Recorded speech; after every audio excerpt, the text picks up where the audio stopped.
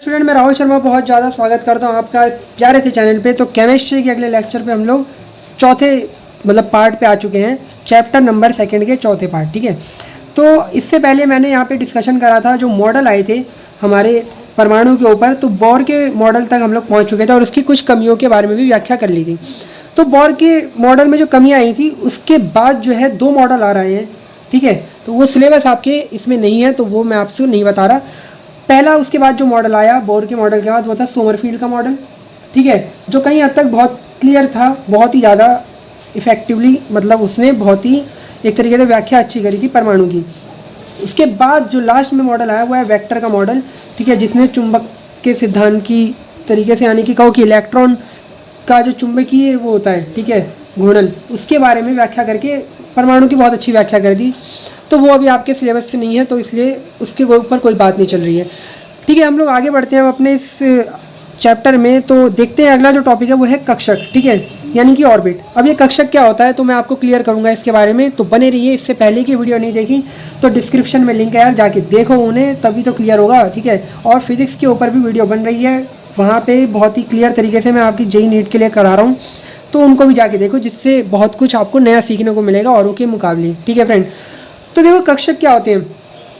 अगर आप में से बहुत से स्टूडेंट को पता है तो अच्छी बात है, लेकिन जिनको नहीं पता तो एक बार फिर यहाँ पे फोकस कर लो थोड़ा। देखो, मान लो अपना कोई परमाणु है, परमाणु से आप फैमिलियर हो चुके होंगे, मतलब आपको परमाणु के बारे में बहुत कुछ क्लियर हो गया होगा। ठीक है, मैंने उन तीनों वीडियो में इतना क्लियर करने की कोशिश करी है। तो ये हमारा नाभिक होता है। ठीक है, रदरफोर्ड ने भी यही बोला, बोर ने भी यही बोला, सोमरफील्ड ने, सबने यही बोला। ठीक है, ये हमारा नाभिक होता है। ठीक है, अब नाभिक के चारों तरफ इलेक्ट्रॉन चक्कर लगा रहे होते हैं अपनी अपनी कक्षाओं में। तो अब कक्षाएं अलग अलग होती हैं, तो ये कक्षा असल में होती क्या है? ठीक है, अब आपको तो पता नहीं, इतना किसी ने देखा भी नहीं, तो ये कक्षाएं क्या होती हैं? तो जो कक्षक होते हैं वो होते हैं नाभिक के बाहर का ऐसा क्षेत्र। देखो, ये नाभिक है हमारा, इसके बाहर का ये पूरा, ये बाहर का ये क्षेत्र। ठीक है, मैं इसको थोड़ा कवर करता हूँ। ये जो क्षेत्र है, ये सारा क्षेत्र। ठीक है, अब ये डिपेंड करता है आपका परमाणु कितना बड़ा है, और बड़ा होता तो मैं और दिखा देता हूँ। तो ये शेडेड एरिया है ना, ये नाभिक के बाहर का क्षेत्र है, तो यही क्या कहलाता है? कक्षक कहलाता है। ठीक है, नाभिक के बाहर का ऐसा क्षेत्र जिसमें इलेक्ट्रॉन के पाए जाने की संभावना कैसी हो? मैक्सिमम। ठीक है, यानी कि नाभिक के बाहर के क्षेत्र में अगर इलेक्ट्रॉन बहुत अधिक मात्रा में पाए जा रहे हैं तो वही कक्षक कहलाएगा। ठीक है, और बाहर का क्षेत्र भी कैसा क्षेत्र? 3D क्षेत्र, 3D त्रिविमीय क्षेत्र। ठीक है, ऐसा नहीं 2D। तो क्लियर हो गया, नाभिक के बाहर का ऐसा क्षेत्र। मैं एक बार और क्लियर कर रहा हूँ, नाभिक के बाहर का ऐसा क्षेत्र जहाँ पे इलेक्ट्रॉन के पाए जाने की संभावना अधिकतम हो, और जो क्षेत्र है वो त्रिविमीय क्षेत्र यानी कि 3D होगा, यही क्या कहलाएगा? कक्षक कहलाएगा। ठीक है फ्रेंड, तो कक्षक की बात यहाँ पे क्लियर हो गई। अब हम बात करते हैं जो मॉडल आए थे ना, आधुनिक मॉडल जो चला, ठीक है, वो पूरा ही आपके लिए अब नया एक सिलेबस खड़ा कर रहा है। तो अब ये जो है अलग अलग तरीके से कक्षक होंगे, तो मैं आपको बताता हूँ क्या है वो। तो स्टूडेंट, जो आकृति है, इसके आधार पे, आकृति के आधार पे कक्षक को 4 भागों में बांटा गया। कक्षक कितने प्रकार के होते हैं? 4 प्रकार के। ठीक है, आकृति के आधार पे प्रकार के हैं। सबसे पहला जो आता है वो आता है आपका एस कक्षक। ठीक है, स्मॉल एस से भी दिखाते हैं इसे, स्मॉल एस कक्षक। ठीक है, तो अब ये स्मॉल एस कक्षक असल में क्या चीज़ है? तो देखो क्या होता है ना, यहाँ पे आकृति के बारे में बात चल रही है। ठीक है, कक्षक क्या होता है वो मैंने आपको बता दिया। इसको एक तरीके से सबकी अलग अलग आकृति थी, यानी कि जब हम घर बना रहे थे तो किसी ने अपने तरीके से घर बनाया, किसी ने अपने तरीके से घर बनाया, तो उन घरों की आकृति के आधार पे हमने इनको एक तरीके से अपना स्वयं नाम दिया, SPD, ये सब कक्षक। ठीक है, तो एस कक्षक एक ऐसा कक्षक था जिसकी आकृति कैसी होती है? गोलाकार होती है।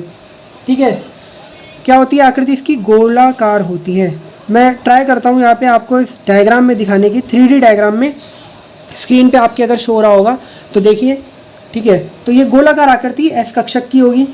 ठीक है, तो यहाँ पे ऐसे कक्षक जो गोलाकार आकृति के थे उनको एस कक्षक के नाम से पुकारा गया। ठीक है फ्रेंड, बना के भी दिखा देता हूँ, ये इस तरीके से। तो ये गोला एक बन गया है।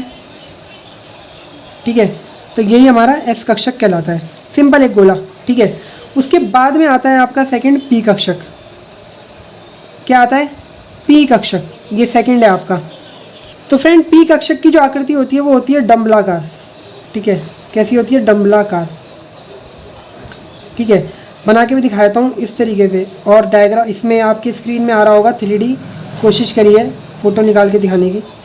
तो इस तरीके से जो आकृति बनती है ना, ये होती है पी कक्षक की। तो आपको अभी क्या करना है, आपको इनकी आकृति को थोड़ा ध्यान में रखना है और इनके नामों को, ठीक है। अभी और आगे बढ़ रहे हैं हम लोग, 4 प्रकार के बोले मैंने। तो हमारा जो है अगला प्रकार है वो है हमारा डी कक्षक, ठीक है। ये दूसरा था, तीसरा है डी कक्षक, स्मॉल डी, ध्यान रखना, ठीक है। तो जो हमारा डी कक्षक की जो आकृति होती है वो होती है द्विडंबलाकार, ठीक है। मतलब कैसा होगा, द्विडंबलाकार, ठीक है। द्विडंबलाकार होता है। थोड़ा बहुत बना के फिर मैं कोशिश करता हूँ, ठीक है। ये अपने XYZ अक्ष बनाए। तो इसमें देखो ये जो आकृति होगी ये डी कक्षक की आकृति होती है इस तरीके से। अभी मैं और क्लियर करूँगा आगे, इनके भी प्रकार होते हैं, इन आकृतियों में भी उपकोष होंगे, ठीक है। मतलब कक्षक के भी कक्षक होते हैं या उपकोष होते हैं, जिसको मैं डिफाइन करूँगा। ये पी कक्षक भी 2-3 प्रकार के होते हैं, हमारे 3 प्रकार का ये, ठीक है। 5 प्रकार की इनकी होती है। तो वो अभी आपको थोड़ा ऊपर से जानकारी मिल रही है कि कक्षक कितने प्रकार के होते हैं। लास्ट में आता है आपका चौथा एफ कक्षक, ठीक है, एफ कक्षक, ठीक है। इसकी आकृति थोड़ी जटिल होती है, इसलिए वो यहाँ पे मैं बना नहीं सकता, ठीक है। तो ये 4 आपके प्रकार होंगे कक्षक के, एस कक्षक, पी कक्षक, डी कक्षक, एफ कक्षक। अब आपको ये ज़िंदगी भर याद रखने हैं, क्योंकि केमिस्ट्री में अब ये आपके लिए हमेशा ही आएंगे, ठीक है। तो इसके बाद हम आगे बढ़ते हैं, आधुनिक परमाणु मॉडल पे देखते हैं आधुनिक परमाणु मॉडल क्या था, और वो आपको बहुत दिमाग में रखना है अपने। तो स्टूडेंट, जैसे कि हेडिंग देख रहे हैं आप लोग कि आधुनिक परमाणु मॉडल, तो इस मॉडल की अलग ही खूबी थी और इसके अकॉर्डिंग अभी तक सब कुछ चल रहा है। तो नंबर फर्स्ट पॉइंट है इस मॉडल का, इसके अकॉर्डिंग जो नाभिक है उसको माना गया कि वो 2 भागों में बटा हुआ है, ठीक है, 2 भागों में बटा है, ठीक है। पहला भाग है नाभिक, ठीक है, पहला भाग क्या था, नाभिक। और जो दूसरा भाग है वो है हमारा नाभिक के बाहर का क्षेत्र, नाभिक के बाहर का क्षेत्र, ठीक है फ्रेंड। तो सबसे पहले इसने अपने पहले जो कथन में उसने यही बोला कि नाभिक 2 भागों में बटा हुआ है। सबसे पहला है नाभिक, उसके बाद है नाभिक के बाहर का क्षेत्र। यानी कि ये मान लो एक परमाणु बनाने की कोशिश करी मैंने, तो ये नाभिक है और ये जो कवर्ड एरिया है, ये कवर्ड एरिया, ये उसके बाहर का क्षेत्र है। तो 2 भागों में बटा हुआ है, ऐसा माना गया। अब हम लोग सेकंड पॉइंट इसका देखते हैं। सेकंड पॉइंट में क्या इन्होंने बोला, तो सेकंड पॉइंट पे जो इन्होंने बात करी वो बोली कि परमाणु में जो कक्षक है, ठीक है, वो उपकोष से मिलके बने हैं। यानी कि कक्षक किससे मिलके बने हैं, कक्षक बराबर बने हैं उपकोषों से, कोषों से मिलकर। ये सेकंड बात इन्होंने बोली। इन्होंने बोला कि जो कक्षक हैं वो भी कोषों से मिलके बने हैं। क्लियर, जैसे आपका घर बना है तो वो छोटे छोटे कमरों से मिलके या कमरे इन सब से मिलके ही बनता है, तो ठीक इसी तरीके से जो कक्षक भी हैं वो कोषों से मिलके बने होंगे, ठीक है फ्रेंड। और जो है उपकोष के भीतर ही बहुत सारे कोष होते हैं, इन्होंने ये भी बोला, ठीक है। उपकोष के भीतर क्या होंगे, कोष होंगे। तो अभी ये आपको नए नए टर्म समझ में आ रहे हैं, उपकोष, कोष, ये सब। अभी तक हमें इतना पता था कक्षक नाम की कोई चीज़ होती है, ठीक है। अब पता चला कि कक्षक जो है वो उपकोषों से मिलके बने हैं और उपकोषों के अंदर ही कोष होंगे, ठीक है। तो इतनी बात क्लियर हो रही है। अब हम लोग आगे बढ़ते हैं तीसरे पॉइंट।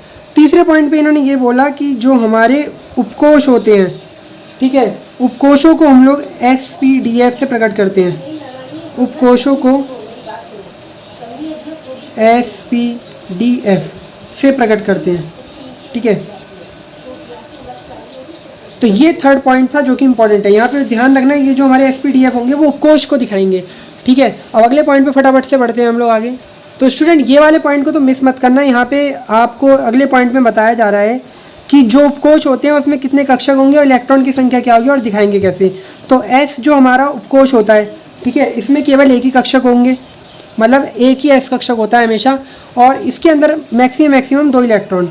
क्योंकि किसी भी एक कक्षक में, ध्यान रखना, किसी भी एक कक्षक में मैक्सिमम 2 इलेक्ट्रॉन ही भरे जा सकते हैं, बात ध्यान आनी चाहिए आपको।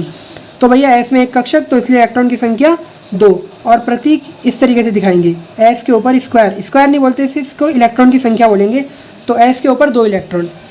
अब हम आगे बढ़ते हैं। इसके बाद अगला हमारा जो कक्षक है, यानी कि उपकोष है, सॉरी, वो है क्या, P, ठीक है। इसमें 3 कक्षक होते हैं, तो मैक्सिमम इलेक्ट्रॉन 6 हो सकते हैं इसके अंदर, ठीक है। दुगने कर देने बस, और कुछ नहीं करना। 3 कक्षक होते हैं तो इलेक्ट्रॉन दुगने तो दिखाएंगे, P के ऊपर 6 मतलब यहाँ पे 6 इलेक्ट्रॉन है p कक्षक में। उसके बाद d कक्षक, इसमें 5 होंगे कक्षक, d उपकोष में 5 कक्षक, इलेक्ट्रॉन मैक्सिमम 10 और d 10। ऐसे ही आपका जो है f उपकोष है, उसके अंदर जो है आपके 7 कक्षक होते हैं, तो 14 इलेक्ट्रॉन होंगे और इसको f ऐसे करके दिखाएंगे हम लोग। तो ये आपको ज़रूर याद होना चाहिए, मोस्ट इंपॉर्टेंट चीज़ है ये। इतनी चीज़ क्वांटम संख्या वगैरह में बहुत यूज़ होगा और ये आपके इलेक्ट्रॉनिक विन्यास में आना ही चाहिए, तो इसलिए ये चीज़ बहुत इंपॉर्टेंट है, याद करना है आपको। तो फ्रेंड आज की वीडियो में इतना ही, यहाँ पे मैं आपसे बात करूँगा। उसके बाद हम अगली वीडियो में बात करेंगे जो हमारा p कक्षक या d कक्षक, इनकी संरचनाओं के बारे में और फिर क्वांटम संख्या के बारे में। तो अगर आपको वीडियो अच्छी लग रही हो तो लाइक करें, सब फ्रेंडों को शेयर करें और चैनल को सबसे पहले सब्सक्राइब करो, ठीक है। इससे पहले की वीडियो डिस्क्रिप्शन में लिंक दे रखा है, जाके देखो, फिजिक्स की भी है। तो thank you for watching this.